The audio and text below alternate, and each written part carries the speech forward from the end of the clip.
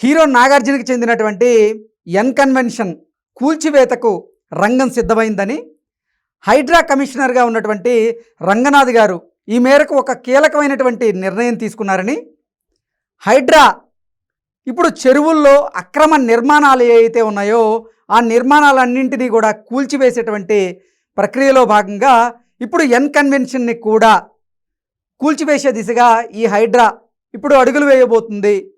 ఆ విధంగానే రంగనాథ్ గారు హీరో నాగార్జునకి జలక్ ఇవ్వబోతున్నారు అనేటువంటి వార్తలు సోషల్ మీడియా వేదికగా చక్కర్లు కొడుతున్న నేపథ్యంలో ఎన్ కన్వెన్షన్కి ఏం కాబోతుంది అనేది మనం విశ్లేషణ చేసుకునేటువంటి ప్రయత్నం చేద్దాం. ప్రస్తుతం మనతో పాటున్నారు ప్రముఖ రాజకీయ విశ్లేషకులు, ప్రముఖ సీనియర్ జర్నలిస్ట్ సిఎస్ రావు గారు. సార్తో మాట్లాడదాం. సార్ నమస్తే. సార్ నమస్తే. సార్, హీరో అక్కినేని నాగార్జునకి చెందినటువంటి ఎన్ కన్వెన్షన్ను కూల్చివేసేందుకు తెలంగాణ ప్రభుత్వం అలాగే హైడ్రా రెడీ అయినట్లుగా ఇప్పుడు హైడ్రా కమిషనర్గా ఉన్నటువంటి రంగనాథ్ గారు ఈ మేరకు నిర్ణయం తీసుకున్నట్లుగా చెరువులని ఆక్రమించి ఎవరైతే అక్రమ నిర్మాణాలు చేశారో ఆ నిర్మాణాలన్నింటినీ కూడా కూల్చివేసే పనిలో హైడ్రా ఉన్నటువంటి నేపథ్యంలో ఇప్పుడు ఎన్ కన్వెన్షన్ దగ్గర ఆగింది అంటూ కూడా కొన్ని వార్తలు అయితే వస్తూ ఉన్నాయి. ఇప్పుడు ఇలాంటివన్నీ నమ్మేవాళ్ళు ఉంటే కనుక ఇలాంటివి చెప్తుంటుంది ప్రభుత్వాలు.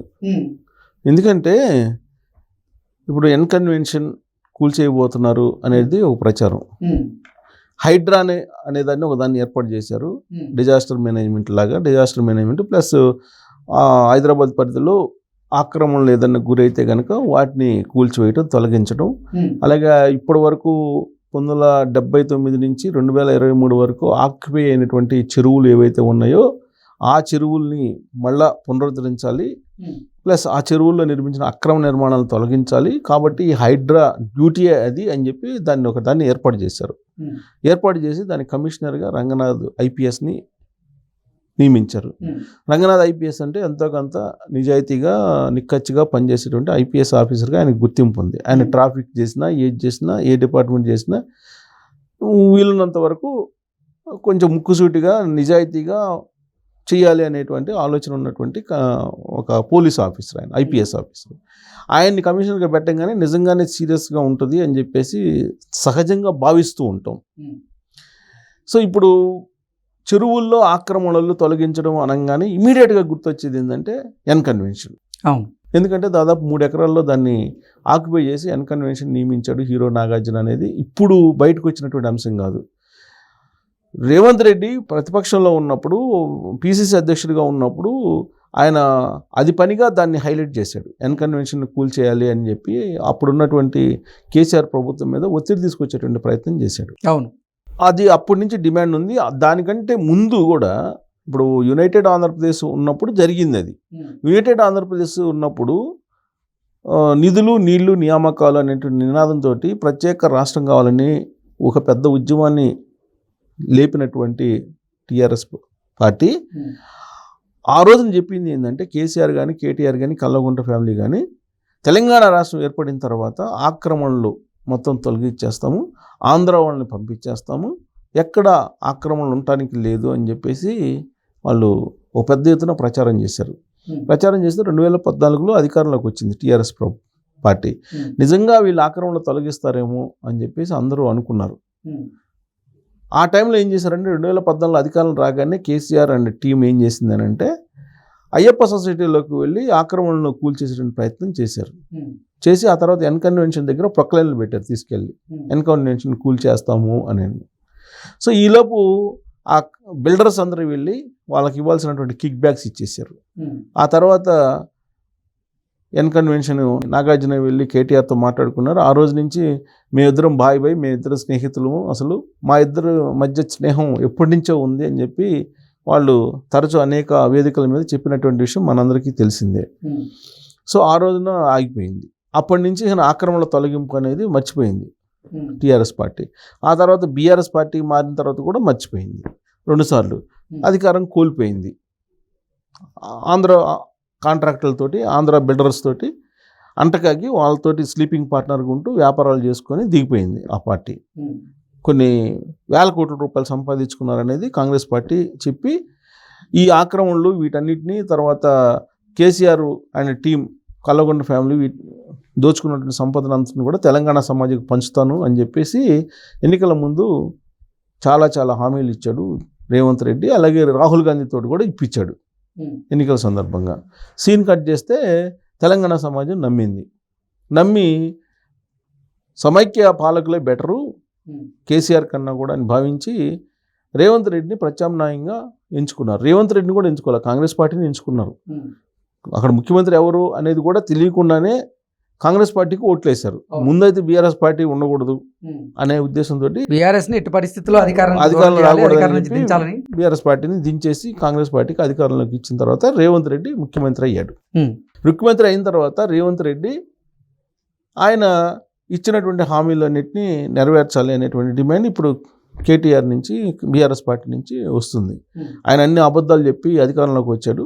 ఏవైతే 6 హామీలు ఉన్నాయో వాటిని అమలు చేయాలి, దాంతోపాటు మొత్తం ప్రక్షాళన చేస్తానన్నాడు, ఆయన చేయాలి అది అని చెప్పి వాళ్ళు డిమాండ్ చేస్తారు. ఇలాంటి పరిస్థితుల్లో రేవంత్ రెడ్డి కొన్ని రకాల స్టేట్మెంట్స్ ఈ మధ్యకాలంలో ఇచ్చాడు.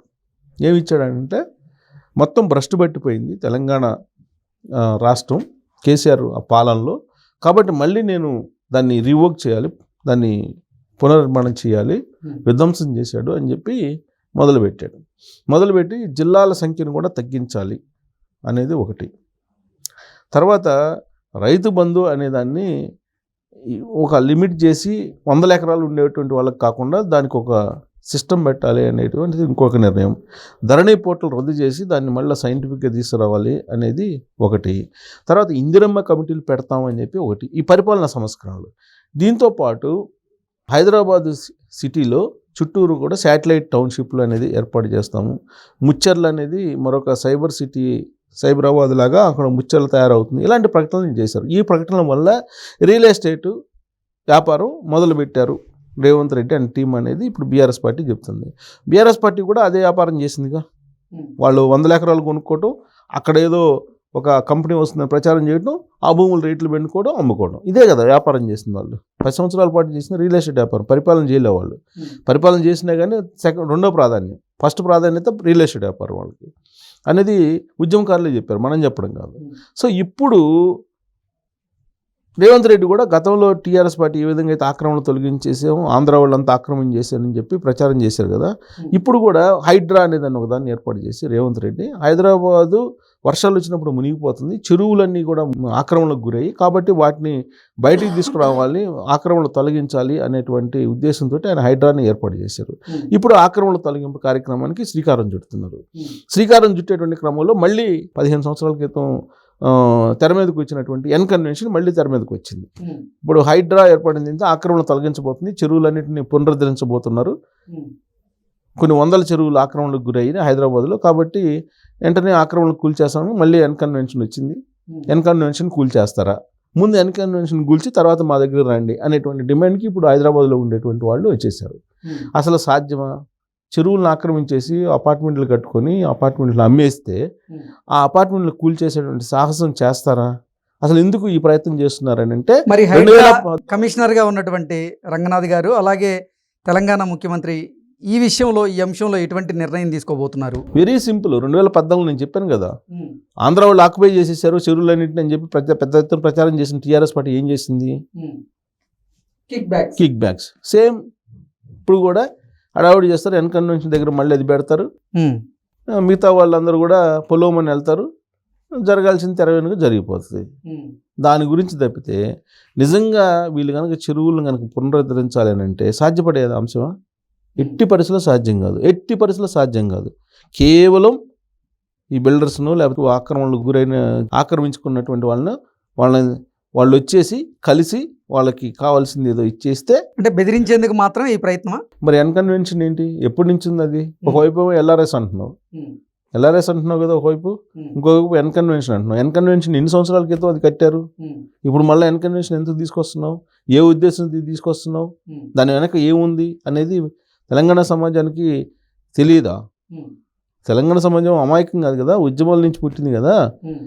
మరి ఆ తెలంగాణ సమాజం ఏం జరుగుతుంది, వీళ్ళు ఎందుకు పెట్టారు, హైడ్రా యొక్క లక్ష్యం ఏంటి, హైడ్రాని పెట్టడం వెనుక దాగున్నటువంటి అంశం ఏంటి అనేది ఆ మాత్రం అర్థం కదా. సో నిజంగా కనుక చేయగలిగితే, హైడ్రా ఆక్రమణ కూల్చేయగలిగితే డెఫినెట్గా మనం అప్రిషియేట్ చేయాల్సిందే. ఎగ్జాక్ట్. కానీ ఆ దిశగా వెళ్ళే అవకాశం 0.1% కూడా ఉండదు. కనపడలేదంటారు కనిపించట్లేదు. కనుచూపు మేర. కేవలం 2014లో టీఆర్ఎస్ పార్టీ ఆ రోజు ఏం చేసిందో ఇప్పుడు కాంగ్రెస్ వాళ్ళు కూడా అదే చేస్తారనేది మనం విశ్లేషణ చేసుకొని అవలోకనం చేసుకోవచ్చు.